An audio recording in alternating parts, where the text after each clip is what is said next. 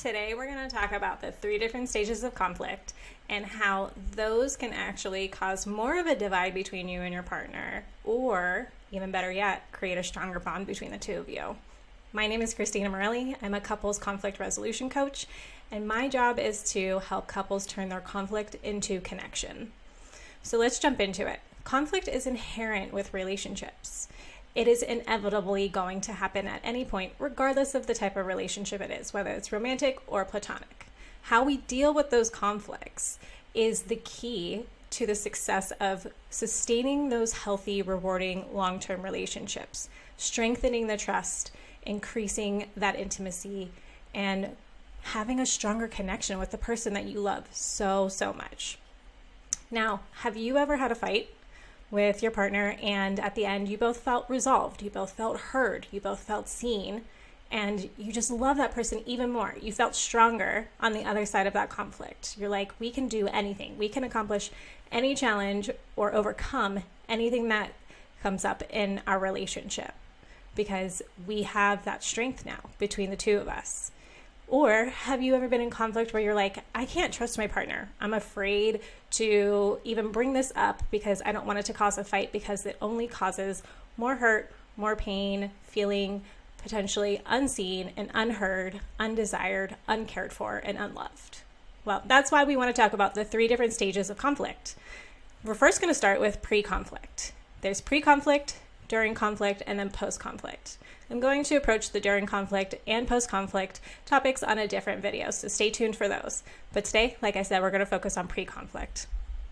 What is pre-conflict? That's a really good question. So pre-conflict is essentially what is happening internally for the person who wants to initiate that difficult conversation. Doing the self-discovery around that, right? Oftentimes people will feel all this emotional pressure and then they just react because they can't handle that pressure. They need something to release that pressure valve. So instead of being thoughtful about how I approach my partner, thoughtful about what I actually am trying to get out of this conversation and have clarity around it and be very intentional about it, we go to our partner, we're just like, you did this thing, and then it causes a fight because your partner's caught off guard, they weren't prepared for it, they could potentially feel like they're on the attack, being attacked, and now they're being defensive. And it just causes a very repetitive, unhealthy cycle where you guys are not actually getting anywhere. What we want to do is be way more intentional about how we approach the conversations. And before you even approach the conversations, there's work that needs to be done. That work is the self-discovery. And those questions could look like, what am I feeling right now? What caused this feeling? Is there additional context? So let me give you an example. So if I'm feeling frustrated with my partner because they don't make as much money as me, maybe I am miserable in my job and I freaking hate my job. So I come home and I'm upset because I hate my job. And if only my partner would be making more money, then I wouldn't have to work this shitty job that I hate so much. So now I'm mad at my partner when really the context is I don't like my job. So now we're starting to actually deflect and divert those emotions onto our partner and blame them instead of actually taking the accountability for the real root of the cause of anxiety or anger or whatever is emotionally activating you. So what is the context? Could there be something else playing a role in my activated feelings that makes me want to have a conversation with my partner? Once you do that discovery, understand, what is the outcome I want? Why do I want to bring this topic up? Okay. Do I need change? If so, what does that change look like? What is the request that I'm making of my partner?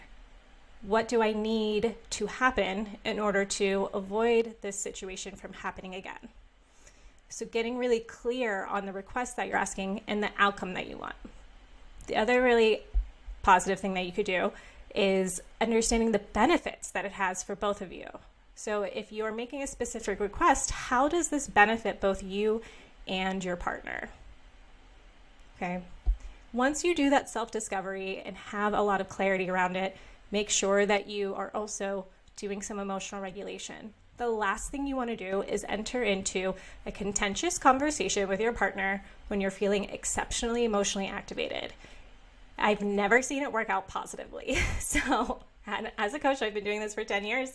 I know it never works out well. So instead of going into the conversation with your emotions very high, unless you feel like you have a lot of control over them and are able to compartmentalize, make sure you do some emotional regulation. And that tends to happen automatically whenever you do go through this self-discovery. The other really important aspect of self-discovery before we continue to move on is understanding the story versus the facts. So, for example, my partner was late again. That makes me feel uncared for. Now the story I'm telling myself is my partner doesn't care about me. I'm going to challenge you on that. Are there other areas in your life that your partner does show that he cares about you or she cares about you? If that is the case, then that is a story you're telling yourself. That is not a fact. Your partner absolutely does care about you, chances are, and they show it in other ways. But because of this one circumstance, the fact is my partner showed up late. Does that mean that they don't care about me? No. What it could mean is that you've made this request before that you don't like it when they're late, and they didn't honor that. So now we need to have a conversation about that, okay? So understanding the story versus facts. So that way, as you enter into the conversation, you are very clear that you're not blaming or making really grand statements like you don't care about me, because that's not necessarily true. So before you actually, now that you've done the self-discovery, now it is time to actually initiate the conversation. Before you initiate the conversation, something that you want to do also as a part of self-discovery is understand, what am I feeling in bringing up this conversation? Am I feeling nervous? Am I feeling angry? Am I feeling anxious? Why am I feeling these feelings? Well, for example, I'm feeling nervous because I don't want this to start a fight. Or I'm feeling nervous because the last time I brought this up, my partner completely dismissed me, and I don't want to feel that again. I don't want to feel rejected or dismissed or like they don't care about what I have to say. So understanding the reason behind that feeling also allows you to understand, what is the outcome that I want? I want my partner to hear me. I want my partner to prioritize me. Being very clear in what you really want, not the symptom of what you want, but what you really want at its core level. Once you understand those things, now you want to go to your partner and invite them to the conversation. You don't want to demand a conversation. They always have a right to choose to enter into a conversation with you. Any type of conversation, I believe, requires consent. If your partner is not in the mood or the headspace, they need to be able to communicate that to you. So inviting your partner to the conversation could look like, hey, there's something that's been on my mind and I would love to talk about it. Is now a good time? If they say, no, now is not a good time, then you say, I understand, I respect that. Do you know when would be a better time for you? Then they have the opportunity to give you a better time. So maybe in a couple of hours after I'm done with this work project, or let me go take a shower, go for a run, and I will come back and we can have a conversation and sit down. The other thing is the setting. So taking into consideration the setting of where you're having this conversation. Do not have this conversation in a space where you or your partner feel like you're trapped. Hence the car. The car is one of the worst places you can actually initiate a difficult conversation because you both feel like you can't escape if you need to. Okay, I digress. Going back to initiating that conversation and inviting your partner. So let's say your partner says, yeah, I'm open to having a conversation. What's on your mind? What's going on? At that point, it's up to you on if you feel like it would be useful to actually express to them how you're feeling about bringing this conversation up. That could look like, I'm feeling a little nervous about bringing this up because I don't want it to cause a fight. I feel like there's a simple solution, but I just want to make sure that you understand where I am before we even jump into this. This oftentimes helps soften the other person receiving the information because chances are they do love you, they do care about you, and they want you to feel safe coming to them to talk about anything. So when you're able to express, like, I don't even feel safe really right now initiating this conversation, automatically helps them be in more of a position to listen, to hear, to be receptive, to understand, to not be defensive. Now, obviously that's not a guaranteed, depends on personality types and the topic, but it's a good way to start softening the person who's receiving the message that you're trying to deliver.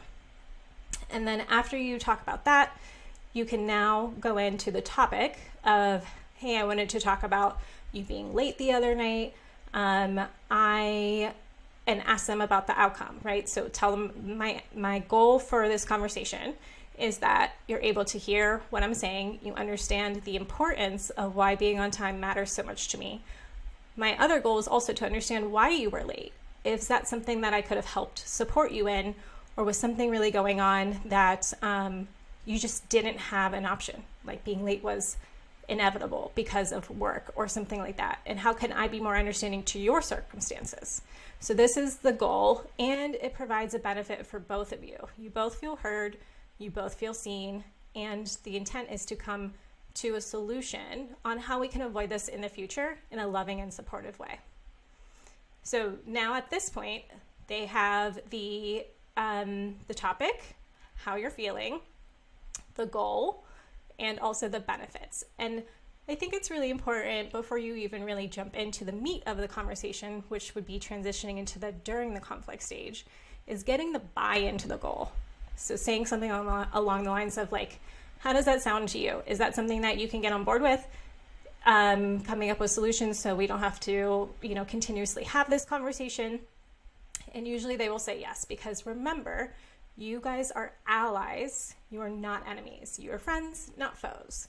So when you can approach the conversation with that much respect, safety, consideration, and intention, chances are you two will approach the conversation as a team. Now that completes the actual pre-conflict process, and we will talk about during conflict and how things can be off the table, can make it worse, can escalate it, and some solutions to avoid all of those tricks that happen within the conflict while it's happening in the present moment. Thank you.